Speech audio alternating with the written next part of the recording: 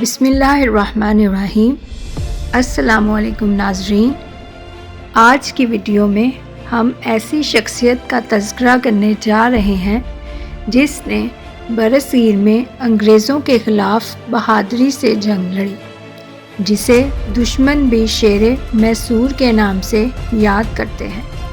جی ہاں، ہم بات کر رہے ہیں سلطان فتح علی ٹیپو کی، جنہیں دنیا ٹیپو سلطان کے نام سے جانتی ہے۔ اس ویڈیو میں ہم ٹیپو سلطان کی زندگی، ان کی فتوحات، انگریزوں سے جنگ اور ان کی بہادری کے وہ قصے جانیں گے جو آج بھی تاریخ کے سنہری صفحات پر درج ہیں۔ ٹیپو سلطان کی ابتدائی زندگی۔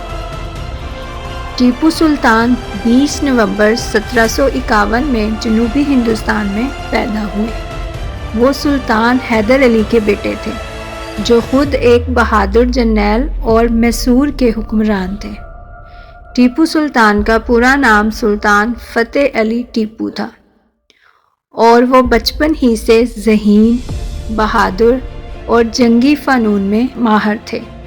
انہوں نے عربی، فارسی، اردو اور فرانسیسی زبانیں سیکھیں اور ساتھ ہی جدید فوجی تربیت بھی حاصل کی۔ ٹیپو سلطان کی حکمرانی۔ سن 1782 میں جب ان کے والد سلطان حیدر علی کا انتقال ہوا تو ٹیپو سلطان نے میسور کی بادشاہت سنبھال لی۔ انہوں نے نہ صرف اپنی سلطنت کو مضبوط کیا بلکہ جدید اسلحہ اور جنگی حکمت عملی بھی متعارف کروائی۔ ٹیپو سلطان کی حکومت میں جدید توپ خانے اور راکٹ ٹیکنالوجی متعارف کروائی گئی، زرعی اصلاحات کی گئی، کاشتکاروں کو سہولیات دی گئیں، تجارت کو فروغ دیا گیا اور یورپی ممالک سے تعلقات قائم کیے گئے۔ اپنی فوج کو جدید خطوط پر استوار کیا اور اسے مضبوط بنایا۔ یہ وہی راکٹ ٹیکنالوجی تھی جسے بعد میں انگریزوں نے اپنایا اور نپولین بوناپارٹ نے بھی اس کی تعریف کی۔ انگریزوں سے جنگیں۔ ٹیپو سلطان نے برطانوی ایسٹ انڈیا کمپنی کے خلاف کئی جنگیں لڑیں۔ یہ جنگیں میسور کی جنگیں کہلاتی ہیں، جن میں ٹیپو سلطان نے نہ صرف انگریزوں بلکہ ان کے اتحادیوں، مرہٹوں اور نظام حیدرآباد کو بھی ناکوں چنے چبوائے۔ پہلی اور دوسری میسور جنگ 1767 سے 1784۔ یہ جنگیں ٹیپو سلطان کے والد سلطان حیدر علی کے دور میں ہوئیں، جن میں میسور کی فوج نے انگریزوں کو شکست دی۔ تیسری میسور جنگ 1789 سے 1792۔ اس جنگ میں انگریزوں نے مرہٹوں اور نظام حیدرآباد کے ساتھ اتحاد کیا اور ٹیپو سلطان کو بھی گھیرنے کی کوشش کی، لیکن ٹیپو سلطان نے انگریزوں کو زبردست مزاحمت دی۔ البتہ جنگ کے اختتام پر انگریزوں نے معاہدہ کروا کر میسور کے کچھ علاقے اپنے قبضے میں لے لیے۔ چوتھی میسور جنگ 1799۔ یہ جنگ ٹیپو سلطان کی آخری جنگ ثابت ہوئی۔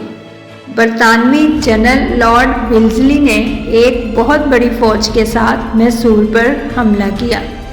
ٹیپو سلطان نے سرنگا پٹم کے علاقے میں اپنی آخری جنگ لڑی۔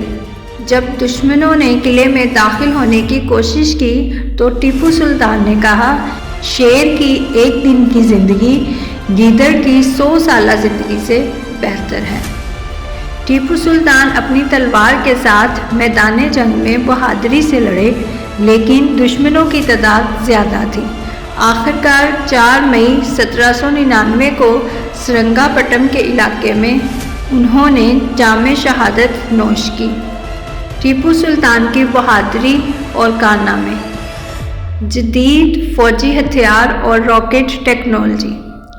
ٹیپو سلطان نے اپنی فوج میں راکٹ توپیں متعارف کروائیں، جو اس وقت دنیا میں ایک انقلابی قدم تھا۔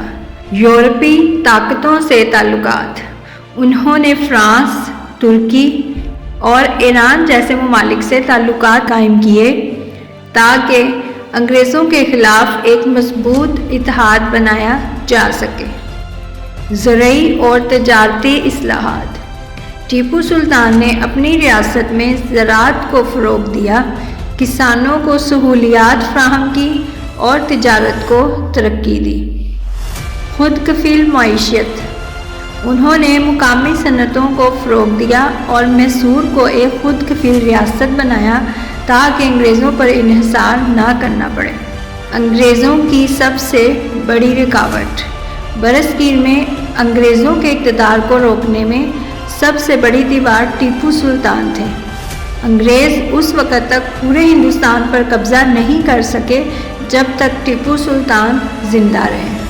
ٹیپو سلطان کی شہادت کے بعد انگریزوں نے میسور پر قبضہ کر لیا اور ان کے خاندان کو جلا وطن کر دیا، لیکن ان کی بہادری اور قربانی ہمیشہ یاد رکھی جائے گی۔ ان کے استعمال شدہ ہتھیار، تلواریں اور راکٹ آج بھی برطانوی عجائب گھروں میں محفوظ ہیں۔ بھارت میں آج بھی کئی جگہ ٹیپو سلطان کے نام سے مشہور ہیں، جسے سرنگا پٹم قلعہ، ٹیپو محل اور ٹیپو راکٹ میوزیم۔ پاکستان، ترکی اور دیگر مسلم ممالک میں بھی ان کے نام سے کئی سڑکیں، عمارتیں اور تعلیمی ادارے موجود ہیں۔ ان کی مشہور باتیں: شیر کی ایک دن کی زندگی گیدڑ کی 100 سالہ زندگی سے بہتر ہے۔ اگر خدا نے مجھے ایک اور زندگی دی تو میں ہندوستان سے انگریزوں کو نکال کر دم لوں گا۔ میں اپنی زمین پر ایک آزاد بادشاہ بن کر مرنا پسند کروں گا، نہ کہ انگریزوں کا غلام بن کر زندہ رہوں۔ ٹیپو سلطان سے ہمیں کیا سیکھنا چاہیے؟ بہادری اور حق کے لیے لڑنے کا حوصلہ، آزادی کی قدر، جدید سائنس اور ٹیکنالوجی کی اہمیت، دیانتداری اور خودداری۔ اگر آپ کو یہ ویڈیو پسند آئی ہو تو لائک کریں، چینل کو سبسکرائب کریں اور کمنٹس میں اپنی رائے دیں۔